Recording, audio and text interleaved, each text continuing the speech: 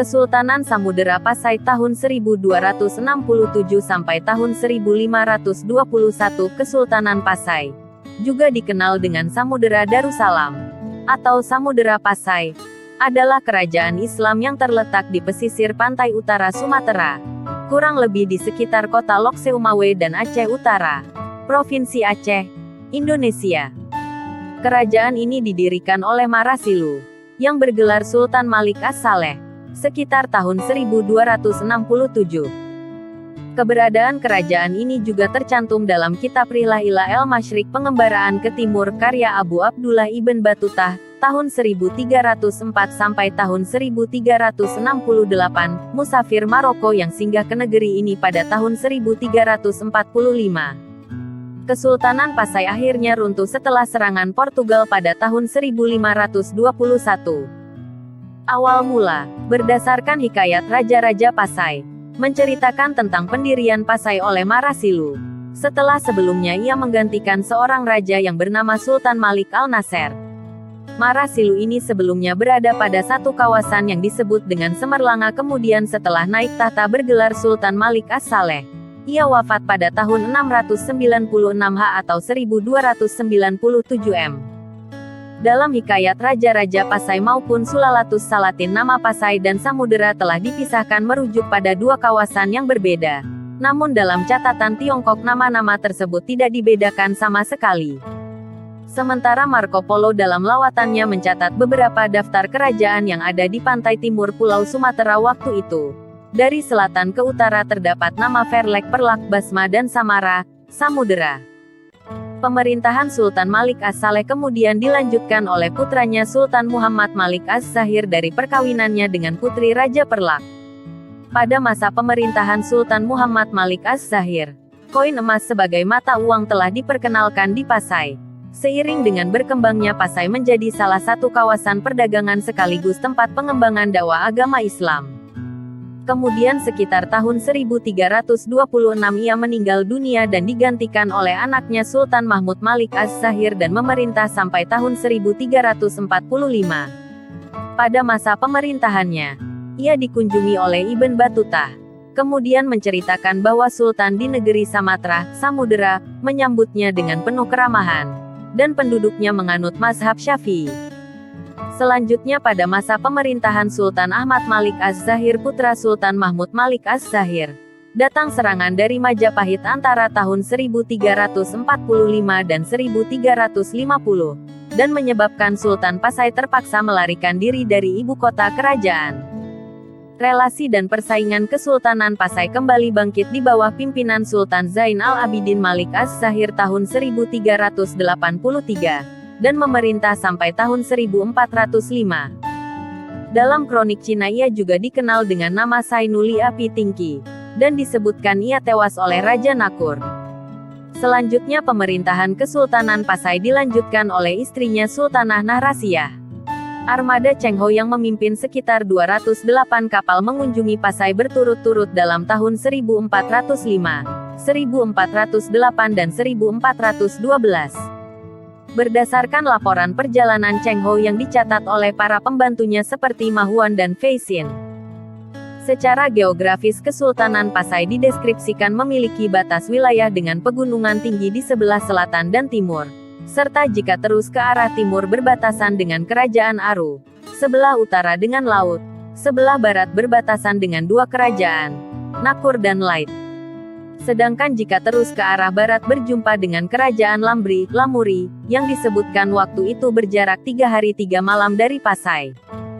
Dalam kunjungan tersebut Cheng Ho juga menyampaikan hadiah dari Kaisar Cina, lonceng Cakradonya. Sekitar tahun 1434 Sultan Pasai mengirim saudaranya yang dikenal dengan Hali Zihan namun wafat di Beijing. Kaisar Xuande dari dinasti Ming mengutus Wang Jinhong ke Pasai untuk menyampaikan berita tersebut. Pemerintahan. Pusat pemerintahan Kesultanan Pasai terletaknya antara Krueng Jambu Aye, Sungai Jambu Air, dengan Krueng Pasai, Sungai Pasai, Aceh Utara. Menurut Ibn Battutah yang menghabiskan waktunya sekitar 2 minggu di Pasai, menyebutkan bahwa kerajaan ini tidak memiliki benteng pertahanan dari batu, namun telah memagari kotanya dengan kayu. yang berjarak beberapa kilometer dari pelabuhannya. Pada kawasan inti kerajaan ini terdapat masjid dan pasar serta dilalui oleh sungai tawar yang bermuara ke laut. Ma Huan menambahkan, walau muaranya besar namun ombaknya menggelora dan mudah mengakibatkan kapal terbalik. Sehingga penamaan Lok Seumawe yang dapat bermaksud teluk yang airnya berputar-putar kemungkinan berkaitan dengan ini. Dalam struktur pemerintahan terdapat istilah menteri, syah bandar dan kadi. Sementara anak-anak sultan baik lelaki maupun perempuan digelari dengan tun. Begitu juga beberapa petinggi kerajaan. Kesultanan Pasai memiliki beberapa kerajaan bawahan, dan penguasanya juga bergelar sultan. Pada masa pemerintahan Sultan Muhammad Malik Az-Zahir, kerajaan Perlak telah menjadi bagian dari kedaulatan Pasai.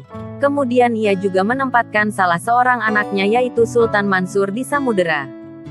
Namun pada masa Sultan Ahmad Malik Az-Zahir, kawasan Samudera sudah menjadi satu kesatuan dengan nama Samudera Pasai yang tetap berpusat di Pasai.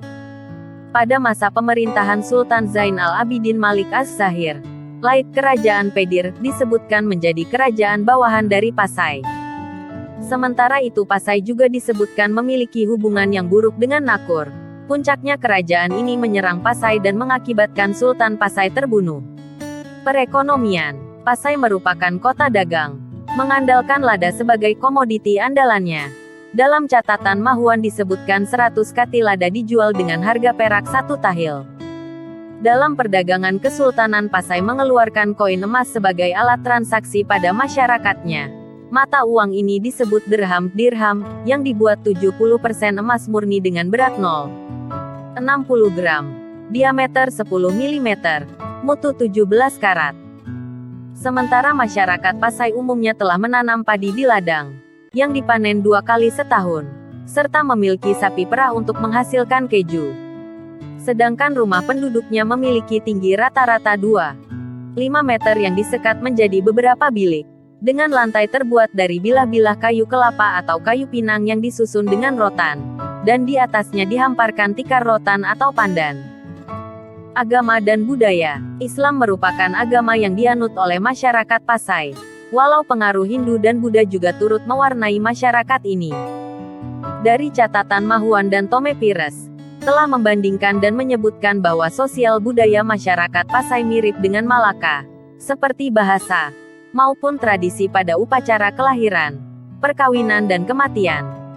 Kemungkinan kesamaan ini memudahkan penerimaan Islam di Malaka dan hubungan yang akrab ini dipererat oleh adanya pernikahan antara Putri Pasai dengan Raja Malaka sebagaimana diceritakan dalam Sulalatus Salatin.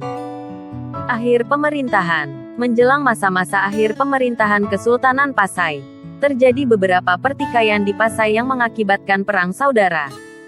Sulalatus Salatin menceritakan Sultan Pasai meminta bantuan kepada Sultan Melaka untuk meredam pemberontakan tersebut.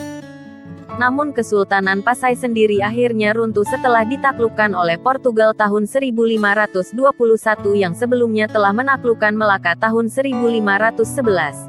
Dan kemudian tahun 1524 wilayah Pasai sudah menjadi bagian dari kedaulatan Kesultanan Aceh. Sampai di sini dulu pembahasan kali ini. Semoga video ini semakin menambah wawasan kita tentang sejarah yang ada di bumi Nusantara.